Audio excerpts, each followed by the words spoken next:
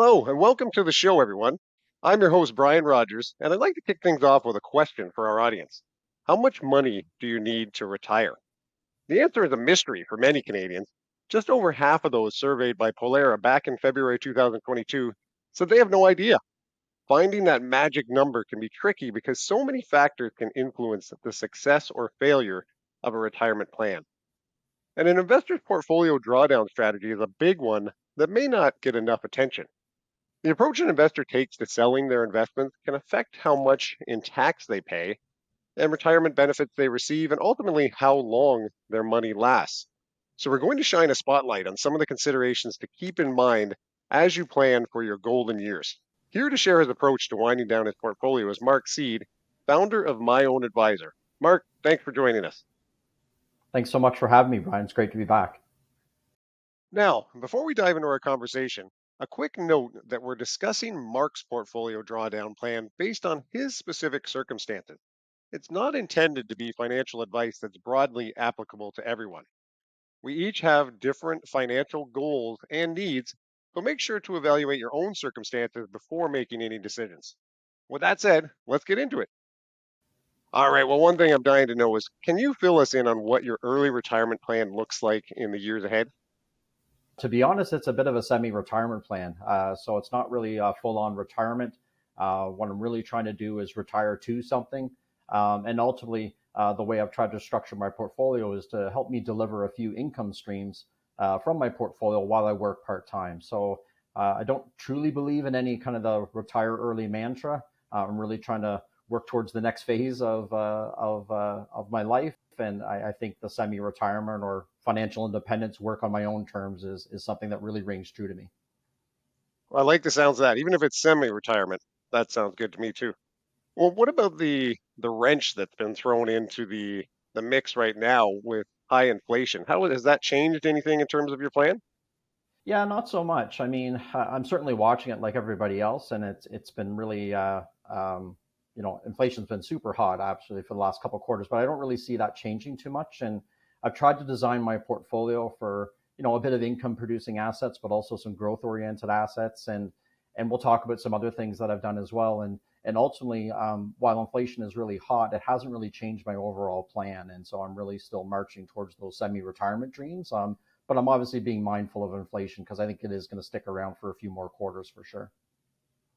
Right. Yeah, income could be a factor that people are really focusing on these days. But before we dive into your specific approach, let's lay down the foundation for our audience. Why is it important to have a well-constructed portfolio drawdown strategy when heading into retirement? Yeah, I can think of basically three things off the top, Brian, that come to mind. I think the first is that folks like myself, whether you're a DIY investor or whether you're having some help with your portfolio, you need to understand that different types of income are taxed a little bit differently, right? So employment income is taxed a certain way, dividends are taxed a certain way, capital gains are taxed yet another way. So you need to understand that bit of alphabet soup in terms of taxation. I think that's the first kind of component.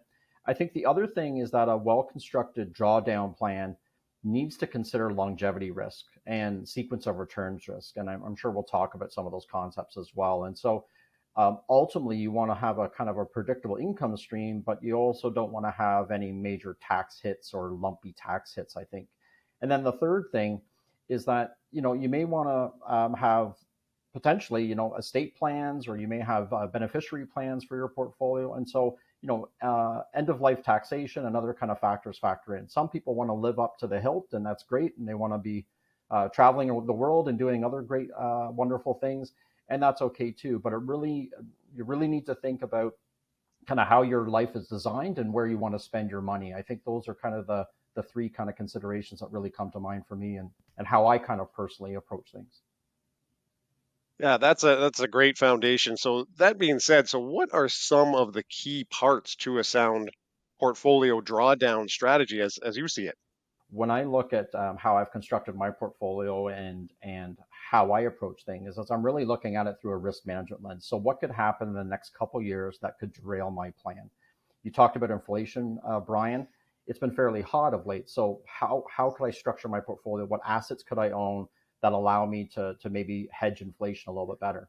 If I lost my job, gosh forbid, or anybody else lost their job, how would you weather the lack of income? So do you have a cash wedge? Do you have some money set aside? Basically a larger rainy day fund, if you will, to weather those types of things. And so you need to kind of think about the downside, right? I kind of look at my portfolio and a little bit of my personal finance planning. I try to save and invest like a pessimist, but I'm also trying to be optimistic about the future. I think from that perspective, you're always kind of looking at the downside because everybody can live with the upside in terms of markets running hot. I don't think anybody saw 2021 where the stock market went up 30% or 25%. That was absolutely bonkers. But because I stayed invested, I rode that up. Now almost the inverse is happening. You need to be prepared for that volatility and those fluctuations. And I think looking at it through a risk management lens is super important. All right, I think I'm a glass half full guy as well, Mark. So I share your thoughts there. Awesome. Government benefits like old age security and Canada pension are staples of many retirement plans. So can you share some of the key features of each benefit and how they might figure into your portfolio drawdown strategy? OAS is really a social safety net, right? It's really a floor. So OAS, old age security, is really designed around creating that social safety net, that minimum floor for all Canadians who, basically based on residency requirements, have lived in Canada for upwards of 40 years. They're going to get the maximum old age security benefits at age 65 and beyond. So the reason why that's important is because those two programs, Canada Pension Plan is a contributory program, whereas old age security is more from general tax revenues, right? So it's that social security net. You can largely count on those. So if you've been working for quite a few years and contributing to CPP, you're going to get some of that as part of your safety net. And same with OAS. If you've lived in Canada or even if you're fairly new to Canada, you are going to get a percentage of old age security. So that's going to be a floor, a nice base. And what you can do is essentially work backwards from some of those income streams. Whether you decide to retire early, do some sort of semi-retirement plan like I am, or even full retirement in your 60s and beyond, you can rely on those two programs to kind of give you a baseline and work yourself backwards in terms of figuring out your income stream. So I look at CPP and OAS as a bit of a, icing on the cake a little bit. But at the same token, as I get older, the reality is those two programs are purposely designed to help Canadians basically cover some of their semi-retirement or retirement expenses. And I don't think you can ignore those two facts. Now, there's some debate as to when the optimal time to start old age security and Canada pension plan payments. Of course, each individual's specific circumstances are different, and there's no single answer. But why have you decided to delay them as long as possible? If you want to take OAS and CPP early, let's say, for sake of argument, a traditional age 65, you need the money, right? And there's nothing wrong with that. There's certainly nothing wrong with that. Those programs, like I said, are designed to help you, work through your retirement income streams. So one of the reasons to take CPP and OAS at 65 is you need the money. Potentially there could be health considerations as well. Maybe you're not, maybe there's genetic factors or other types of longevity factors that come into play. And then ultimately you may decide that, you don't want to, transfer anything in terms of your estate. You want to take the money now. It's a bit of a bird in hand kind of scenario. And you're willing to take the government money, draw down your portfolio. You may not have a big estate or need to create any estate for beneficiaries and so on. And so those are kind of a few factors that you may want to take the money now. Reasons for delay and why I'm thinking about personally delaying is I kind of like the fact of seeing CPP, my contribution years, and OAS, kind of the kind of general tax revenue, Social Security kind of benefit, as basically bonds. So as I age, I can consider those government payments a bit of a bond proxy, right? Those are inflation protected, CPI indexed bond payments, if you will, that I can get from the government. And by deferring my CPP in particular, I'm also going to get a bit of an income boost versus taking it at 65. So as I age and as I potentially fight longevity risk, this is kind of a fairly simple way for me to not only get an income boost, but it's also allowing me to transfer my investment risk to the government. And on top of that, it's also a very inflation protected bond-like asset. So it's not to say folks certainly have to do that, But I think these are the factors that you may want to consider for your personal plan. And my wife and I have kind of started thinking through those things, well in advance, just because we want to do that semi-retirement work on our own terms thing. Yeah, I like that idea of transferring risk to the government. I think a lot of people, that's appealing to them for sure. In terms of the worry that a lot of Canadians have getting closer, anybody that's getting closer to retirement, I think there's a lot of worry of how long your investments are going to last. So outliving your investments. There's a lot of debate about the percentage of a portfolio investor can safely withdraw without running too high a risk of outliving that savings. What's your approach, especially with the rising cost of living? What is your approach to that consideration? Yeah, I mean, there's been lots of studies. A quick Google search on the 4% rule, and I don't know how many hits, Brian, you're going to get. You're going to get a lot of hits, right? And I think one of the things that folks need to consider is that the 4% withdrawal rate, if we want to talk about that a little bit, or any kind of fixed withdrawal rate, these are studies that are done at a point in time. And they're also done in an environment, I think it was a 50-50 stock and bond mix. It was done by a US study, a financial planner. It's straight line thinking, right? So if we, take out a fixed withdrawal rate, 4%, increased by inflation, et cetera, that may make sense for some people. But personal finance is always personal to me. And I think what's really important is people need to look at their own personal situation, their eclectic mix sometimes of stocks, bonds, GICs, cash, pension, RSP accounts, TFSAs, this alphabet soup that we kind of talk about and alluded to, and really think about what is a meaningful withdrawal rate. I'm more inclined to think about withdrawal rates as being quite dynamic. And what I mean by that is I don't really believe in a fixed line withdrawal rate. So it's not like a 4% rule one year and then it's 4.2% the next year with inflation and so on. Spending in my personal life, in my asset accumulation years, if you will, is quite dynamic, right? So I'm not spending a fixed line every month on credit cards or food, groceries, or anything. And so I think in my asset decumulation years, my spending is also going to be quite dynamic. So where I'm going with this is I think people need to consider a bit of a variable percentage withdrawal rate. So this allows you to spend maybe a little bit more money in good years and maybe a little bit less money in bad years. But by having those kind of guardrails established, you may have a target spend of say $5,000 a month. That's great. But in some months or some years, if you can spend, $5,500, and in other months or years you can spend $4,500, you can kind of stay within this band that allows you to kind of navigate inflation, rates of return, and lots of other things as well. So I'm a big fan of variable percentage withdrawal. There's some content on my site that people can check out about that approach. There's actually a lot of free tools and calculators out there that people can use. Creating those types of models where you can have a lot of flexibility built into your drawdown plan is super important for a lot of folks. And it doesn't mean you have to spend a certain amount or you have to aspire to have a certain kind of magic number. It's really about the process of planning and replanning that's super important when you start thinking about your drawdown. Yeah, and that's something I never even thought of. I always thought you had to have a consistent amount of income that you're always bringing in. But I think just like in life, there are going to be ebbs and flows and years where you may, go on vacation or you may not, or you do some things and the spending is going to be higher and lower in different years. So that's really interesting. Can you expand on that a little bit more for our audience? Say my portfolio is yielding about 3.5 or 4%. So that's my collection of stocks and ETFs. I'm actually going to just withdraw that money as cash. That's going to be my starting point, if you will, for my withdrawal rate. I'm going to do that withdrawal rate for the first 2 or 3 years to really avoid sequence of returns risk, eating into the capital too soon, but also allowing those growth assets to keep doing what they're growing. Because ultimately, the way I see my portfolio and how it's structured, it's not just all about dividends and distributions. It's really about total return. So it's the sum of the dividends and distributions plus interest plus capital gains. I'm really not going to touch the capital gains part. I'm going to let that compound. But really starting with a yield of about 3.5 or 4%, that's when I'm really going to start extracting. And I'm going to kind of leave the rest of the growth to take care of inflation or other types of things.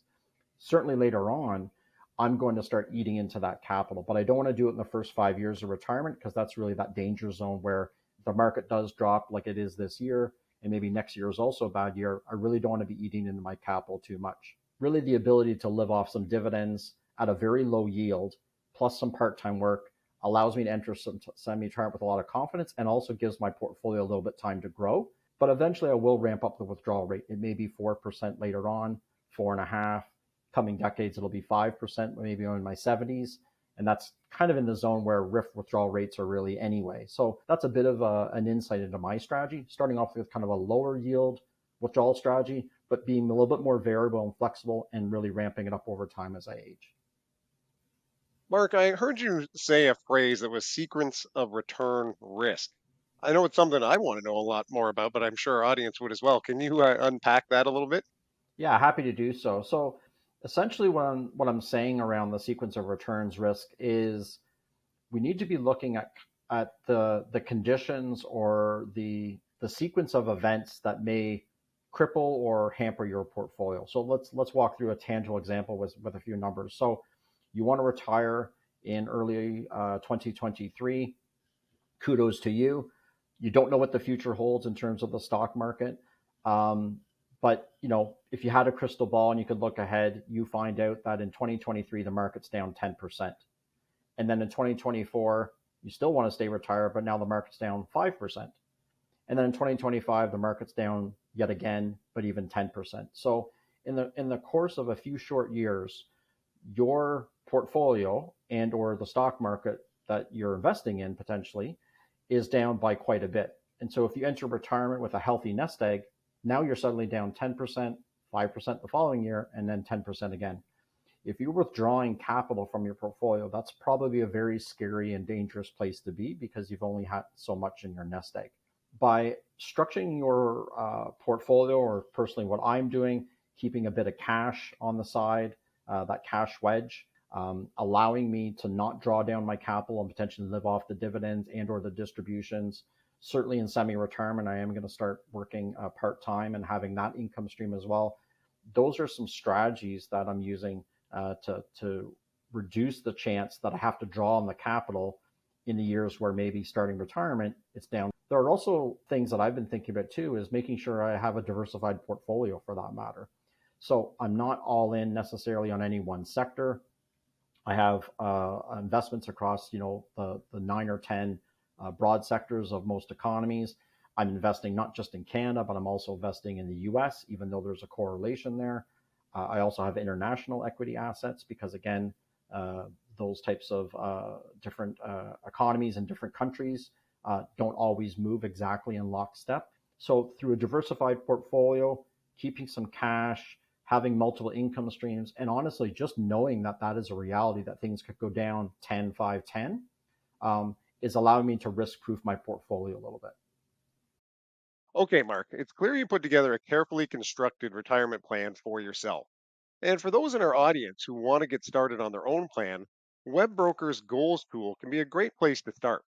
So I want to dive into the platform for a moment to show you how it's done. Starting from the Goals tab in WebBroker, I'm going to show you how to create a goal using the Goals tool. So we're going to click on Get Started. And from there, we're going to select what you're investing for. Is it going to be for retirement, a major purchase, or for your money to grow?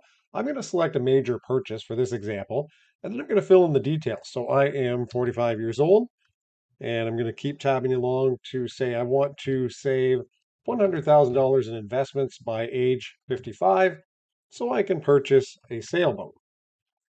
And I'm going to name this goal my dream cruise. You can name it whatever you want. Click on Save and Continue. And the next screen is probably the most important. And this is looking at what type of return are you going to require for this particular goal? And what type of investment level in terms of conservative, moderate, aggressive, custom. You can even create your own. But they have some pre-built profiles that you can utilize and you can look at the full details.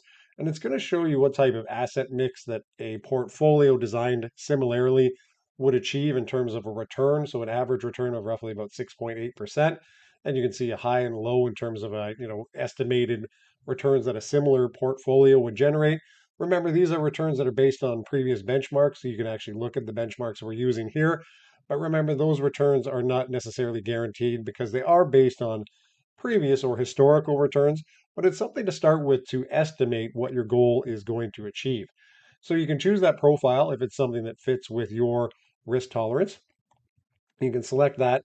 And then you're going to go to the next stage and you are going to select an account. So if you click on save and continue, you're going to choose which account you want to allocate this goal towards. So you could go to the cash account, for example, at the very top here.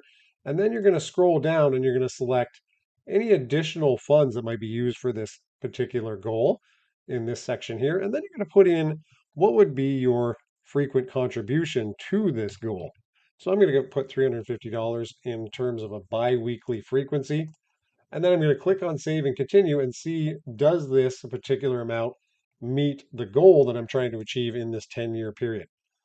So when I do look at it, it does actually, happens to work out quite well. It's about 108,000. So it's slightly above my goal of $100,000 in the 10 years.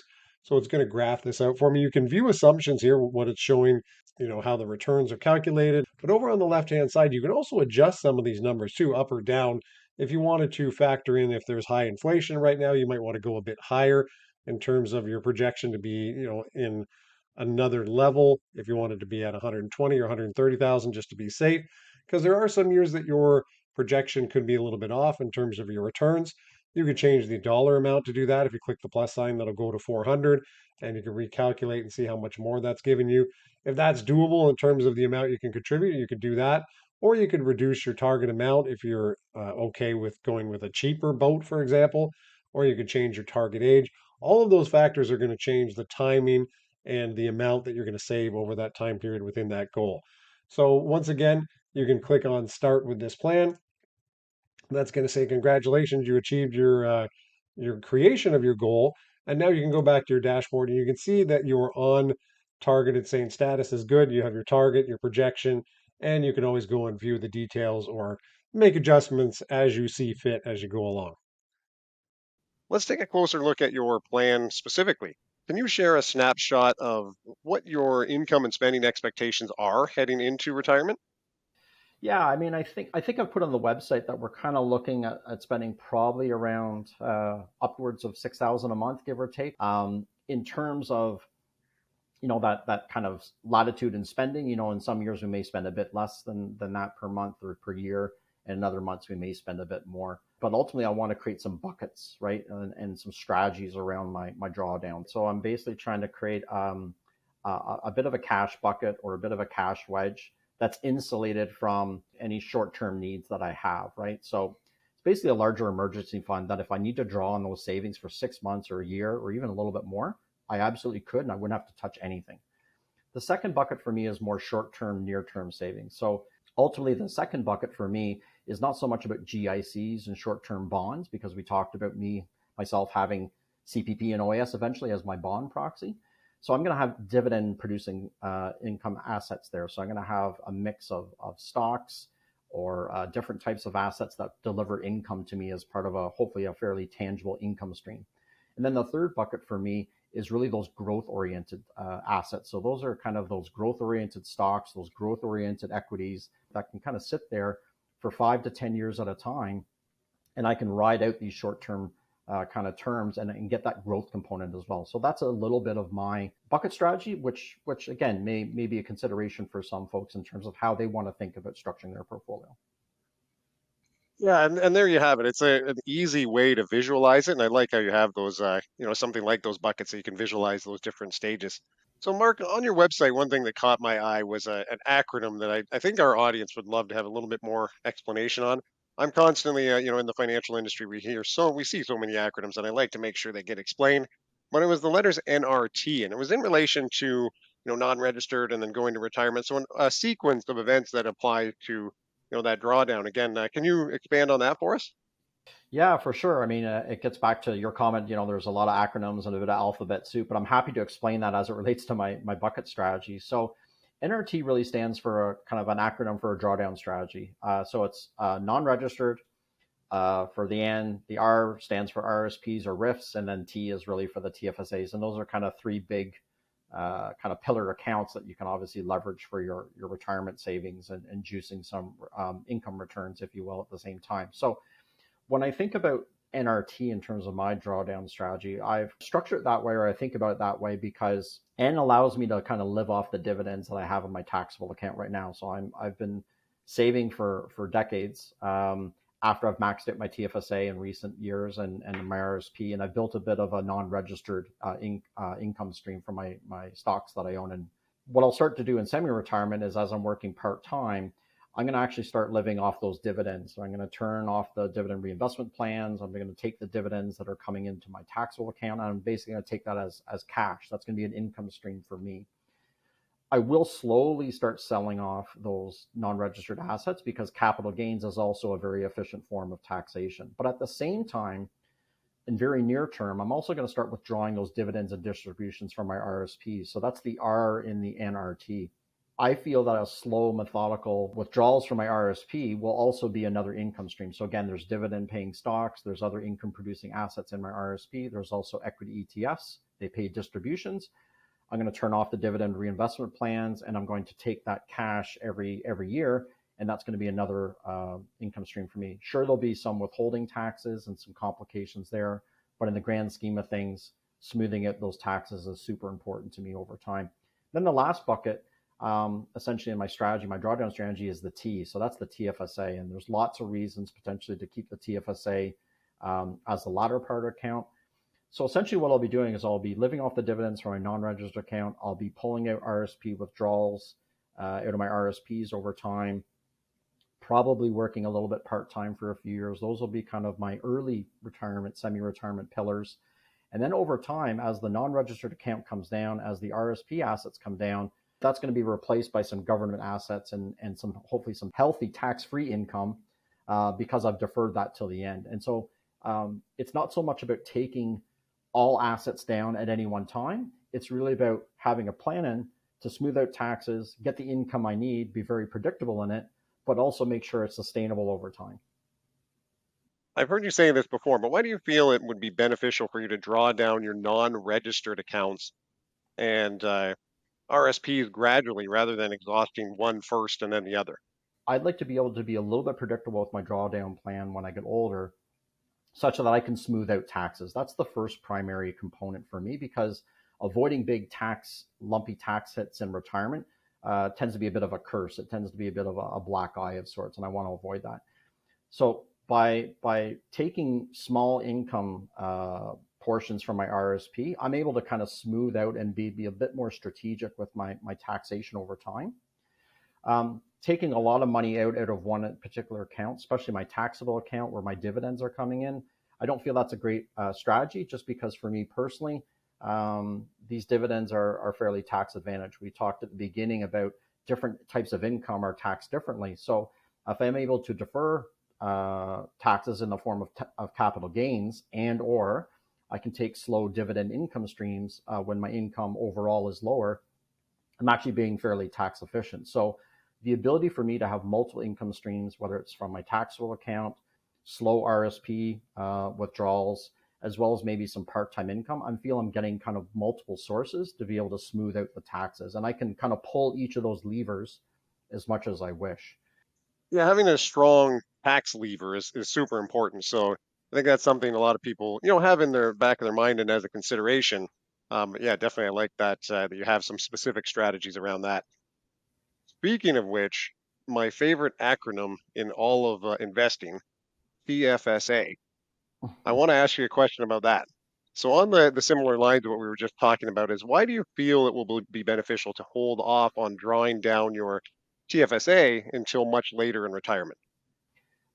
Leaving the TFSAs is interesting, air quote, later in life, just because I feel the more you can get that tax-free, and again, let's ignore savings, but tax-free investment compounding power working for you, again, you're going to have the ability later on in life to potentially pull tens of thousands of dollars per year tax-free while you're getting those government benefits that I alluded to.